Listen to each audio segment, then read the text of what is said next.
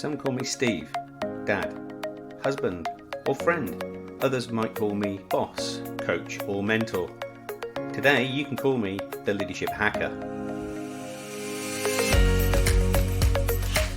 Thanks for listening in. I really appreciate it. My job as the Leadership Hacker is to hack into the minds, experiences, habits, and learning of great leaders, C-suite executives, authors, and development experts so that I can assist you developing your understanding and awareness of leadership. I'm Steve Rush and I'm your host today. I'm the author of Leadership Cake. I'm a transformation consultant and leadership coach and can't wait to start sharing all things leadership with you. Joining me on the show today is Elke Edwards. She is the founder and creative director of the pioneering leadership development company Ivy House. She's also the author of her book Extraordinary. But before we get a chance to speak with Elke, it's a Leadership Hacker News.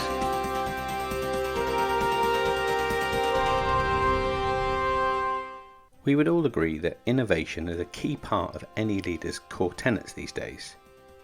But imagine trash cans, or bins as we call it in the UK, that could sort out the recycling themselves or alert the local council when they are ready to be collected. Well, mathematician Dr. Hannah Fry says that smart bins might sound like science fiction, but they're now just one of the weird and wonderful new technologies that is explored by herself and her new co-presenter Susie Ruffle in their new podcast on 5G powered tech called Whatever Next. In 2 new episodes, Hannah and Susie explore how 5G is changing the way we do our jobs and wider at home. With technologies such as hologram-style 3D calls, smart trash cans or bins, and even smart toilets.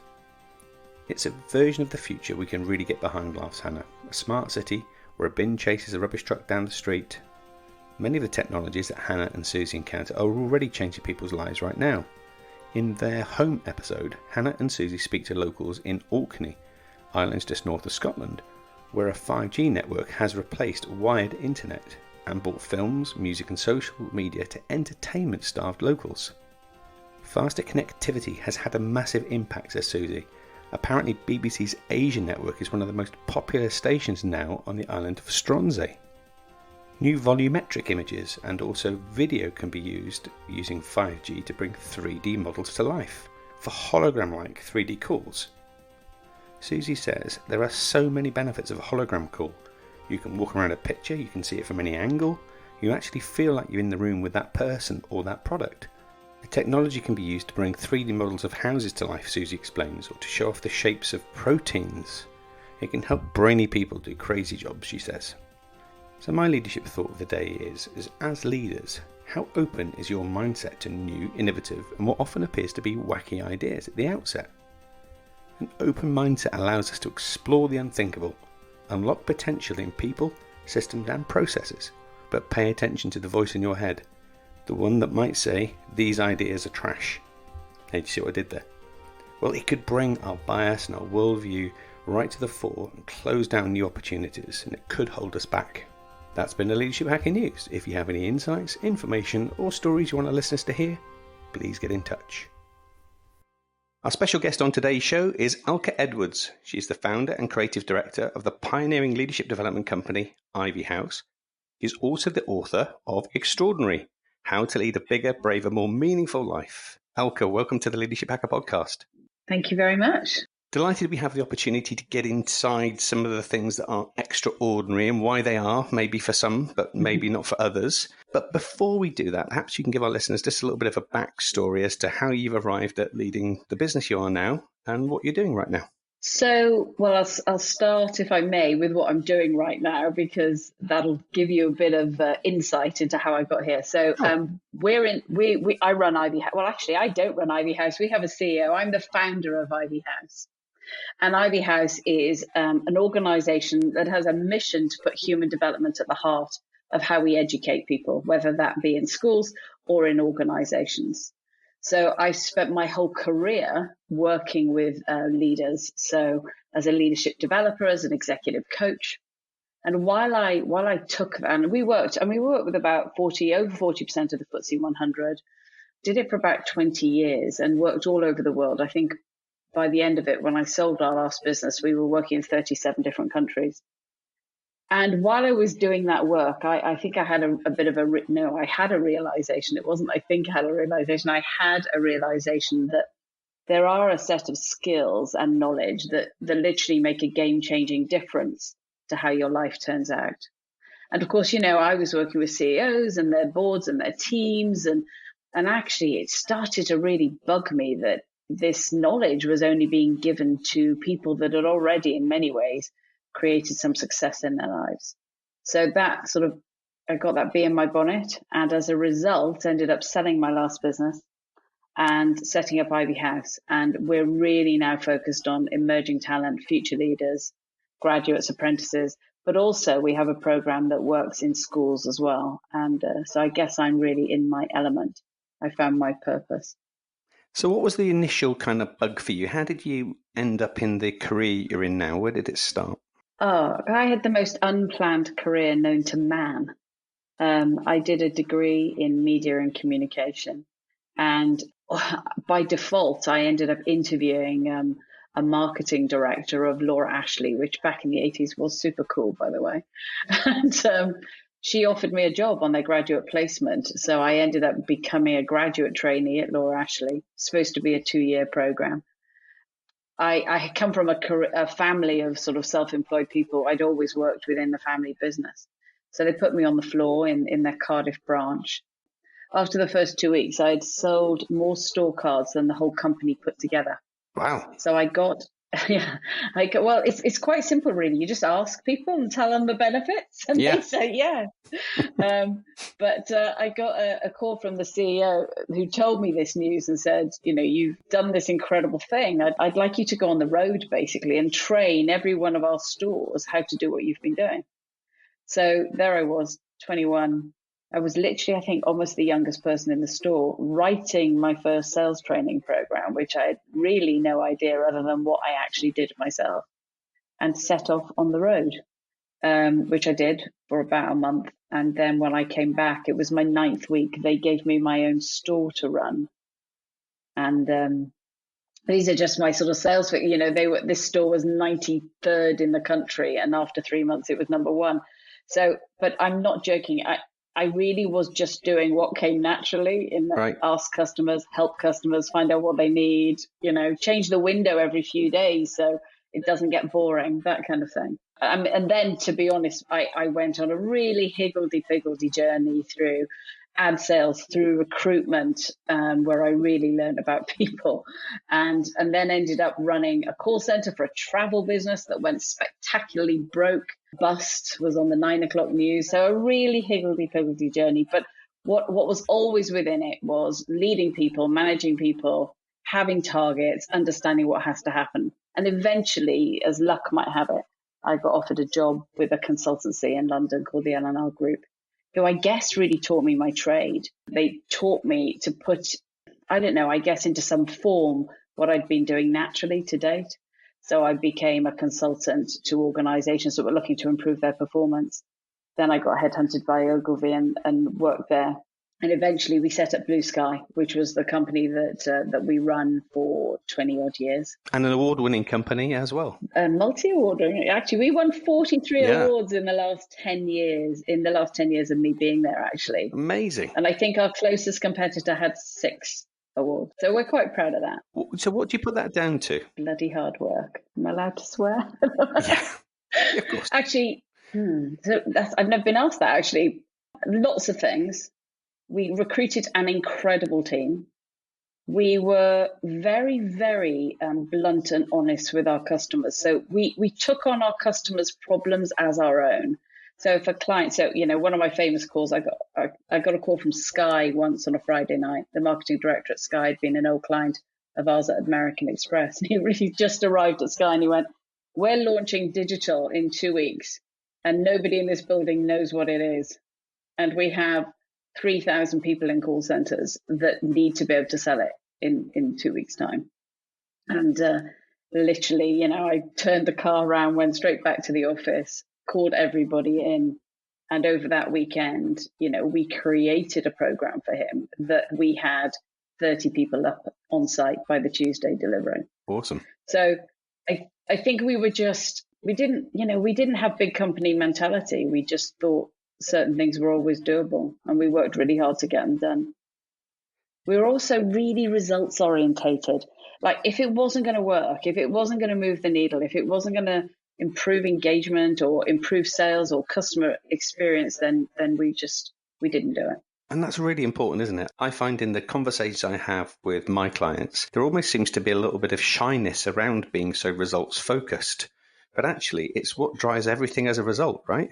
That's interesting. Yeah, and it doesn't matter what the results are, but it could be improved engagement, or it could be more customer retention, or whatever it is. But I think as a nation in Britain, we certainly around sales, people don't like to say they're in sales. So there's a shyness. But I always say to people, certainly in the businesses I've been for run, is if we don't sell, quite frankly, we don't have a business. So, I think we have to get over this idea of results. But what I do think we've often got wrong is measuring things in too narrow a way. So I think we, as businesses, we need to look far broader to understand, if, for example, your staff retention is really bad, that is going to cause you massive problems very, very quickly. So just measuring the sales performance or the customer retention, that's not going to be okay. We have to take a holistic look to what we measure. Totally agree. And then we have to hold people accountable to those results. Yeah? Definitely so. So you've just had published your book, Extraordinary. It's How to Lead a Bigger, Braver, More Meaningful Life. And I just wanted to say two things. Firstly, it was a brilliant read. It was really well constructed and I loved the flow. That's the first thing. But also congratulations, because it's had some fantastic early reviews and it's had some real great traction. Thank you. Thank you. There was one thing in the book that I read that was almost the epiphany, which for me sounded like the call to action for you to put pen to paper, which was when you were having a coaching conversation with one of your clients. Maybe you could just tell us a little bit about that. So part of my role at Blue Sky was I would coach CEOs and their teams. And I was with a client, a really lovely client. And about 20 minutes into his session, he looked at me and he said, "Are you okay?" And I'm like, "Yeah, I'm fine. Why?" And he said, "Because you're crying." And unbeknown to me, I literally had tears streaming down my face. And he's like, "What's wrong?" And I said, I can't do this anymore. And he just came out and trust me, when clients are paying you a vast sum of money to coach them, that's not the best answer. And he said, "What do you mean you can't do this anymore?" In fact, I think his words were, "What do you mean? You chucking me?" And I said, I can't do this anymore. It's too much like hard work. And what was becoming really apparent to me in that moment was that you just can't help people or develop people unless they're ready to be developed. It just became like pushing something up a hill or whatever that phrase is. I don't know. And he literally looked at me and he said, "Are you saying that I'm hard work?" And I said, "Well, yes, you are, because actually all you're doing all the time is defending your current behavior. And actually, if we're going to create change, you're going to have to change your behavior. And if you're going to change your behavior, we have to look at your mindset. So if you're not prepared to do that work, set me free. I've got other things I could be doing." And he looked at me and he said, "Okay, well, if this is the last session we're going to have, then what I want from you is to tell me what I haven't heard. What needs to change? What am I not doing?" And it was in that conversation that I actually started to frame the skills and knowledge that are in the book, that I started to articulate what I believed or what I'd experienced in all of my work to make a game-changing difference to how people's lives turned out. And that conversation then went on for hours, and we sat there for hours. He cancelled his meetings. And I still have the pad of paper that I was mapping it out on. Amazing. So that was a real epiphany. And I went back to the office. It was really interesting. I went back to the office and I said to the team, we need to change our focus. We're getting to them too late. We need to start far sooner. And they looked at me and they went, "Oh, God, you've been going on about that for 10 years. And I said, "Have I? Have I really?" I literally had no idea. And I guess that was the beginning of the end of that business and the beginning of this business. So within the book, you've got 7 extraordinary skills, and they're wrapped behind a reason why and a reason why not. And the irony, I guess, of what you've just shared is perhaps the extraordinary skill number 1 is the pre-epiphany, if you like, the 10 years that you've been unconsciously sharing all this, because it happened in a time before, hadn't it? Yes. Tell us a little bit about that. So very personal situation for me. So it's probably worth me just explaining what I mean by core strength. So within the book, we look at people as if they have a blueprint. So we all have our own vision, our own purpose, our own driving forces, our own value system. And when we understand these things about ourselves, when we understand our own personal blueprint, it actually means that we're able to live and create the life that we were meant to live. Now, in my experience, the majority of people don't actually know this blueprint about themselves. So they might well feel out of balance in life, but they can't really nail exactly why it is. So we take on our programs, we take people on a journey to understand what their personal blueprint was. For me personally, before I knew this myself, I was in a marriage with a very lovely man. We had everything. I had a very successful business. We had a beautiful house. We had 2 gorgeous girls. We sort of looked like the golden couple. But within me, literally deep within me, there was just a feeling that I wasn't living my right life. And I did everything. In fact, I left the business for a while to see if that was the problem. I tried to move us house. I was thinking maybe we'll just move to a different area. Maybe I'm with the wrong kind of people. And eventually I realized that actually I was in the wrong relationship. And even though it ticked so many boxes on the outside, on the inside, it really didn't work. So I had to, well, I didn't have to, but I chose to pick up my 2 girls, leave the gorgeous family house, move into a rental property and literally, other than my girls, start my whole life again and start with a blank sheet of paper and go, okay, how do I want to spend my days? How do I want to spend my minutes and hours? What work really matters to me? And, what kind of relationship will really enable me to thrive and bring joy to my life? And what kind of friends? And all of these questions. And that's exactly what I did. It's an incredibly courageous act, and one where your extraordinary skills, if you like, that you've now mapped into your book, have probably been as a result of that learning. Would that be kind of a fair assumption? So I love that you've asked that question. And the reason I love it is what drives me mad about leadership development is people sort of think leadership development is something from outside of them. Right. Like leadership is outside of us, where you'll notice the Ivy House strapline is extraordinary leaders, extraordinary lives. Those 2 things sit together. So understanding who we are and therefore what kind of life we were meant to lead and what kind of leader we were meant to become. So another big thing I've got is that, leadership comes in all shapes and sizes. So I say I've set up 3 companies. I've never been the CEO of one of them because I'd be a rubbish CEO. So within my blueprint is to be a creative director, to be the voice of the business, to be the thought leader. And within my life, it's to have a certain kind of relationship, a certain kind of family.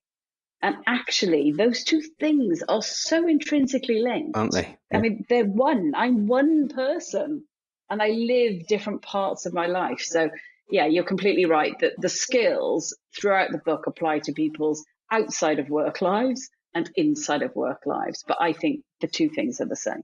And I love you've called that out. It's been a real bugbear of mine for a number of years where people have often used the phraseology, you need to bring your whole self to work, you need to bring what you do at home to work. You are that one person, and how you behave in work is a complete carbon copy of how you behave at home. You just might push and pull some of those behaviours in different directions, but the core you is you. Well, it should be. It should be the same. But this is really interesting because on the program, we often ask people to look at their behaviors. So I always say, imagine people that you live with, and I'm going to go into your house. You're not there, and I'm going to say, give me the top 3 or 5 behaviors that you see from this person every day, and consistently. And then I'll do the same at work. And what comes out is people go, I choose my best behavior in work, and I often don't choose my best behavior at home. But the other thing that comes out all the time is people saying, I'm living 2 lives. Yeah. Well, you're not. You're living 1 life. And they go, well, no, I'm one person in work and I'm one person at home. No. The question is what behavior are you choosing in those 2 environments? And it takes them a while to get it. When they finally get it, the massive relief that comes over them. It's like, so I can just be me. It's also really energy zapping, isn't it? Yep. So if you're pushing behaviors that are not authentic, then that's really going to take its toll on you physically as well as mentally. Yeah. Although authentic behavior is a really interesting, we're okay to go off on a tangent on this because I don't know. Yeah, let's do it. But authentic behavior is a fascinating thing because I really believe that behavior is a choice. Authentic behavior is a really interesting thing because people will say to me, well, look, I'm an angry person, or I'm an emotional person, or I'm a shy person. Actually, our behavior is driven by our thinking, and the thinking we hang out with, we have a choice over. So people that have stories about the kind of person they are actually have missed the piece that actually their behavior is driven by their thinking ultimately, and they get a choice about which thinking they hang out with. So if I want to choose kind behavior, I get that choice. It's not okay for me to just go, oh, well, I'm just not a very kind person. The real sentence is I am consistently choosing not to be kind. I'm consistently choosing not kind behavior. Does that make sense? It 100% makes sense. And can we go another level deeper? Yeah, I'd love to. So if we're hanging out with the thinking that informs our behavior, well, what informs our thinking is actually our mindset. So it starts with our mindset, right? Yeah, and what makes up our mindset then is a whole host of other things around our belief systems and all of that stuff. Yeah, completely. But it is the one thing that we have 100% control over, which is, ironically, your extraordinary skill number 2, right? 100% ownership. Absolutely. Yeah. So we get it, but 100% ownership is, I'm going to take 100% ownership for the behavior I bring to every situation, every single situation. So if you started to shout at me, right, I'm going to take 100% ownership for the behavior I choose. Or if Boris Johnson says we all have to go into lockdown, I'm going to choose 100% behavior. I'm going to take 100% ownership for the behavior I choose in response to that event. And what's fascinating is, though people get that intellectually, I would say 90% of the population live in a place where they are blaming things outside of them and people outside of them for how they're feeling and how they're behaving on a daily basis. So they're blaming the boss that's giving them too much work, or they're blaming the fact that they can't go out to the pub on a Friday night because we're in lockdown. And they're saying, well, I'm feeling rubbish because of that. And that, of course, ultimately isn't true. Yeah. 100% subscribe to that. People don't like that, though. People don't like that. Yeah, well, it's because it turns the lens on the one person that's in control. Yeah. And we don't like often to face into some of those really tough thoughts and those tough decisions that we might need to make, because it comes with consequence, and it could be positive and it could be adverse. Yeah. But our brain's job is to keep us safe, isn't it? And therefore, when we challenge the status quo, it's going to give us a wobble in one direction. But it's the brave that carry that forward. 100% agree with you. So if anybody's read any of the work I've done in the past and in my book, they'll know that I love equations. And you've got one in your book as well, which is event plus behavior equals result, which is exactly what you just talked to, isn't it?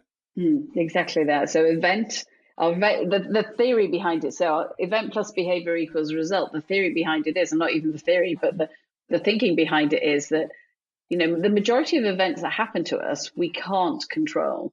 It's raining, our bus is late, we get put into lockdown. But the behavior we choose in response to that event is 100% in our control. And it's the equation, the sum really of the event plus the behavior that's going to drive the result.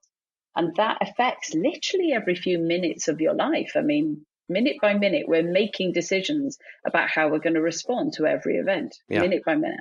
Now, one of your extraordinary skills is courageous learner.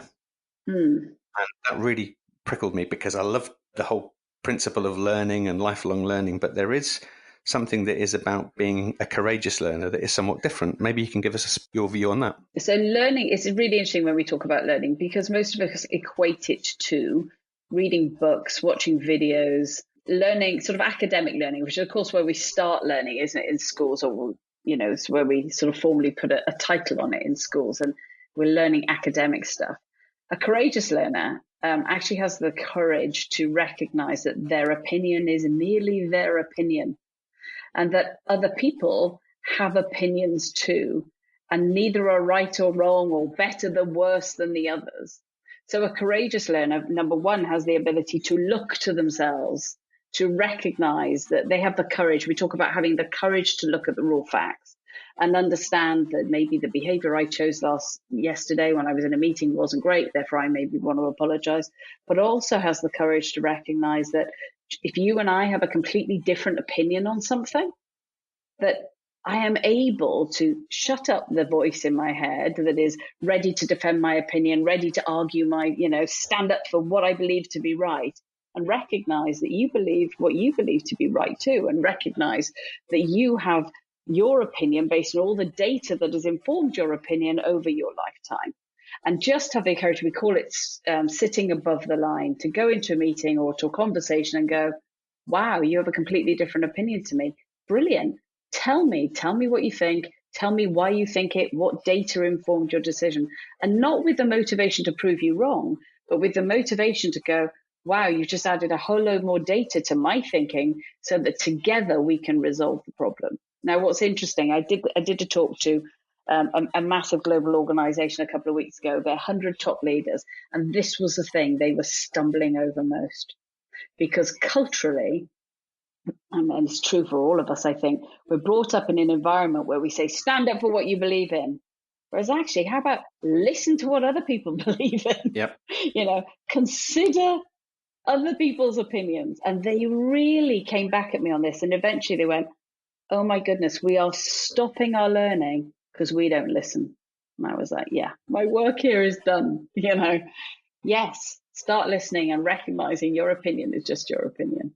I observe this to be one of these leadership superpowers, really, because it's so academically simple to get your head around, but it's behaviourally very difficult to apply. Folk just don't really get to grips with it. And I did some additional kind of research on this, and there's an element of psychology called motivated reasoning, whereas part of the learning, we're looking for ourselves to find evidence that suggests I'm right, or I'm finding through my learning evidence to find that another way is wrong. So rather than being in the service of just learning and being prepared to be wrong, we unconsciously still have this battle that says, I'm right, I've got the evidence, I'm confirming, versus, that hypothesis could be completely different to what I thought, and therefore I'm going to explore that. And I think what you've just outlined, very beautifully, by the way, but I think what you've just outlined is so habitual and so deeply buried within us. When we talk about being above the line and being open to learning and being curious about difference, people, as you just said, get it intellectually.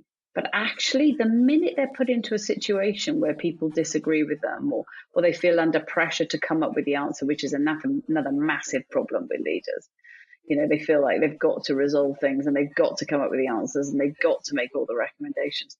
Actually, changing that habit of a lifetime, I think, is harder than it sounds. Yeah.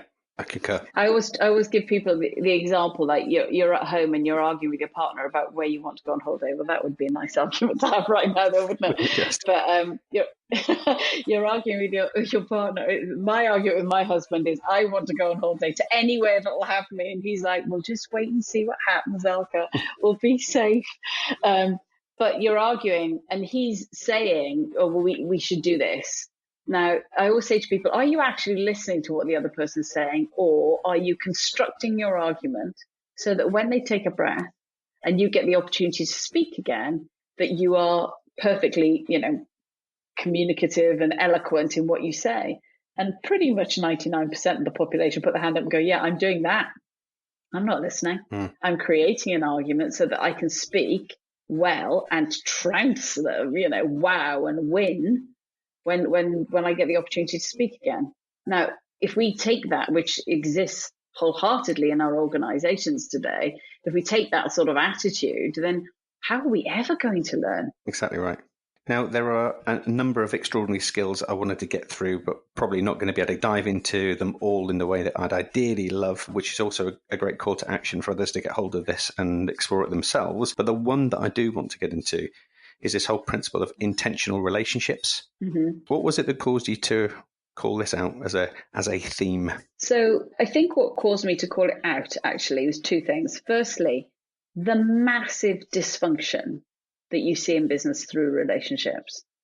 So, I was working with another CEO actually who had two members on her team that she never spoke to unless they were in a meeting, and only then when she could, had to, literally could not avoid it. And what became so abundantly clear is this level of dysfunction. I mean, that was an extreme example, but this level of dysfunction happened constantly in sort of micro elements throughout organizations. And secondly, with people's home relationships or family or friends or loving relationships. So very often when you coach people, clearly, I believe we're a whole person and we bring everything to that coaching. What became really clear was people's inability to have decent, effective, meaningful conversations with the people they were in relationship with outside of work as well. So those two things brought it to my attention, I think, and where I ended up was giving people this idea that relationships are the thing that drive our happiness, as you will have seen the researchers as I have. But, the thing that drives our happiness more than anything else in life is the quality of our relationships. But we leave them up to chance predominantly. So actually, why don't we become slightly more intentional about them and determine what is it that you and I want out of our relationship? So as I said, I'm divorced, I'm remarried. And when I got remarried, I took that really seriously and sat down with my husband and said, right, separately, we both need to write what our independent vision for our lives are, but what our vision for our relationship is. And what's interesting is, we're quite different people. He's far more traditional, far more safe, I guess, than I am. And actually, I freedom is one of my core values. So we had to really understand what individually we wanted and then together what we were creating. And once we understand what together we're creating, then we know what behaviors we can show up with to deliver the vision. And it plays out in work all the time. So one of the things we teach people on the programs to do is to sit down with a boss and go, what does good look like for you? Oh, and by the way, this is what good looks like for me. And what's on the outside of that? And how do we deal with it when things go wrong? So there's the vision piece, but there's also the piece around behavior and conversation. So I think one of the key skills, and this is a passion of mine, is to be able to have effective conversations. And I believe we would cut the amount of time that we spend in work in half if we knew how to do that. Hallelujah.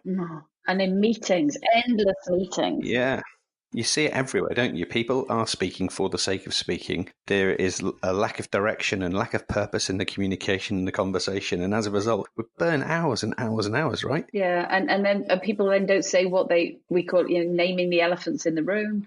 So then they'll go out and have, when we used to have, coffee room conversations or water cooler conversations and corridor conversations about what should have been talked about in the room. So, actually teaching people the skill, and we do this in schools as well, teaching people a very, very simple framework of how to have an effective conversation. And it all starts, by the way, with what your intent is, which takes us back to the courageous learner piece. So if my intent for this conversation is to be right and win, then, actually the conversation isn't going to go so well. If my intent from the conversation is together to resolve this issue that we've identified, then we're going to have a very different kind of conversation. That's awesome. And my intent from this conversation, by the way, is to extract as much learning as I can from you for our listeners in the time that we have together, which means now is the time in the show that I get to hack into your leadership mind and to start thinking about some of the tools and tips that have really served you well that our listeners could also learn from. So first place I'd like to go, Elke, is to ask you what your top 3 leadership hacks are. I've never been asked this, by the way, and I thought it was a really, really good question. So I had to sit and properly think about it. Because, of course, I would say the 7 skills in the book. Actually, I went to a different level. So the first is a skill in the book. My top leadership hack is play to your strength and allow others to do the same. So I mentioned earlier, I've never been the CEO of the business I founded, but I'm a good founder and I'm a good voice and I'm a good thought leader for a business, but I am not a CEO. Right. And what's interesting about leadership is so many people think that leadership is about being the CEO or being the director or running the show. And that's just not true. That's just one form. That's just one shape that it comes in. Right. It's just as important to have people that are brilliant at other things. So find out what yours is and allow other people to do the same. My second one is that I believe wholeheartedly that people bring their best selves when they find meaning in their work. And we have to create businesses that are meaningful and help people find meaning within your organization. And the third is to take 100% ownership for how you personally show up as a leader. I can't tell you the number of leaders that I've worked with that believe it's okay and justified to behave like a stress ball, or to, be aggressive or passive aggressive or avoidant in their situation, and blaming everything else that's going around them for how they behave. The minute that we take ownership and voice that we're taking ownership, and, I make mistakes regularly, but I will always get on the phone and go, I'm sorry, I got that wrong. Right. So owning the impact we have, I believe that's what creates the kind of cultures people want to work within. Super advice. The next part of the show we call Hack to Attack. So this is a time where things haven't gone so well, maybe at work or at home, but we maybe even screwed up. But as a result of the situation or the experience, we've got some learning from that, and it now serves us well in our life. What would be your hack to attack? My attack that happened to our business, like everybody else, was COVID. So we'd had an interesting time through Brexit, and March of this year, we had a number of programs that were full to the brim and were just about to launch when we went into lockdown. And our programs were all face-to-face. People flew in from all over the world to do our programs. And they were deep and emotional, and they are deep, emotional, intense. And lockdown happened, and every single thing on our books literally got cancelled or postponed multiple times. And, it was a moment. In fact, I was in the pub just before lockdown happened with some brilliant friends of mine. And they said to me, you have to take your programs virtual or you have to shut your business down, Elke. And I was like, you don't understand what we do. It's so deep. It goes to people's core and then they come out full strength. I said, you don't understand. We can't do that virtually. And they said, well, shut it down then. It's just not going to work. And I had a rather sleepless night that night. And I woke up the next morning and I called our CEO and I said, we have to go virtual. And, I'll put my hands up and say, we weren't in any way technical experts. We were about the relationship and looking people in the eye, and hugging is an Ivy House thing. And we had a conversation later that day, and within days, our team were refocused and set. And the question our product director, Claire Mitchell, who is an absolute star, nobody poach her, please, she's brilliant, said to me, this is not about how can we do what we do virtually. This is about how we can become the best in the market, the very, very best, and be truly brilliant at developing people virtually. And they just set themselves the target of that. And literally, I didn't know this. You can't take a face-to-face program and put it on a virtual platform. You have to rewrite the whole thing. And our programs are very long and very intense, so not all of them. We have now shorter programs. So actually, what I would say is, let's say the world went back to normal tomorrow. What I know is that our programs are now even better. We had a 96% NPS face-to-face, which we were incredibly proud of and very protective of. We really worked hard for that. And it's now running at 97%. Awesome. On our virtual programs. So we'll never go back to 100% face-to-face unless a client particularly wants that, because of the nature of people having to leave their families and, get their kids cared for and all of that stuff. We think we'll end up doing blended programs so that people get the best of both worlds. Yeah. And you've got the core foundations to do both now. We have. And without this, that just never. And the other thing that's happened is we managed, because we weren't taking expensive venues and people weren't traveling all over the world, is we've managed to cut the price of the programs. So all of a sudden, clients that were ruled out because of price are coming, go, oh, no, that makes sense. We'll have that. We'll do that. And we've also created a shorter program as well, which allows them to put it across their whole talent base. And all of that creativity and invention and upskilling came because of what I at the time thought was one of the worst crises that had ever hit me in my professional career. Super lesson. Thank you ever so much for sharing. I'm really grateful for that. No problem. The last thing that we want to do is, hindsight being a wonderful gift, give you the opportunity to bump into yourself when you were 21 and give Elke some advice. What would your advice be to Elke at 21? I've got 3 pieces of advice, if that's all right. The first is pay real attention to what you're good at, but more importantly, what you love doing. I was one of those people that was quite good at most things that I turned my hand to. And that meant I spent years doing jobs that weren't quite right for me. So there's a cross section between what we're talented at and what we love. And my first advice at 21 is notice where that happens, where your passions and your strengths meet, and then follow a career path in that direction. I'd still have ended up here, but I'd have ended up here much quicker. The second thing is don't overthink things. I believe that we go into our personal thinking far too often when we have challenges. Actually, if we get really, really quiet and quieten our mind, and we allow our wisdom and our inner knowing to do the work, then the solution comes far easier and generally far quicker. And the final thing is have more fun. I think I've worked too hard. That's the truth. Yeah. When I was married to my last husband, he had a business that took him to San Francisco all the time. And he would always say, come with me.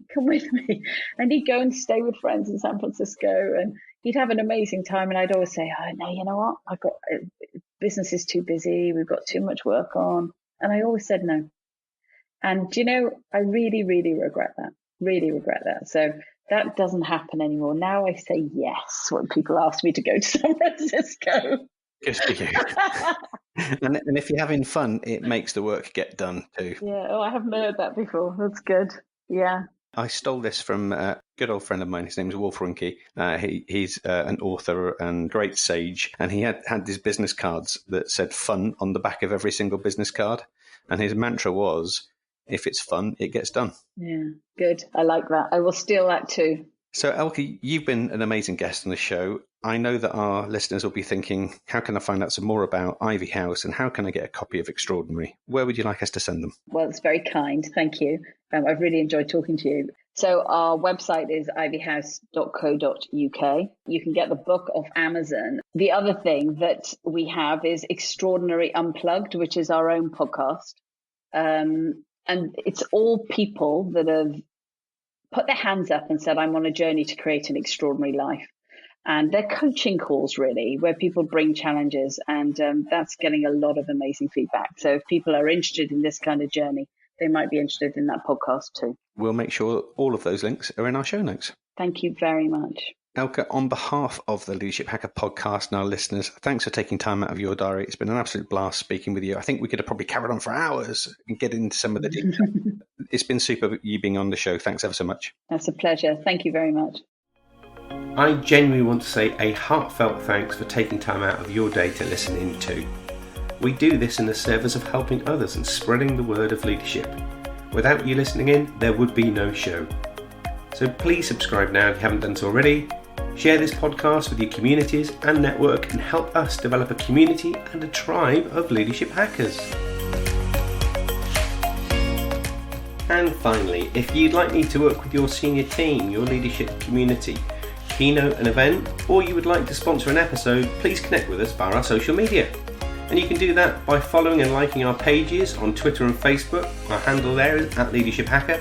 Instagram, you can find us there at @the_leadership_hacker, and at YouTube, we're just Leadership Hacker. So that's me signing off. I'm Steve Rush, and I've been the Leadership Hacker.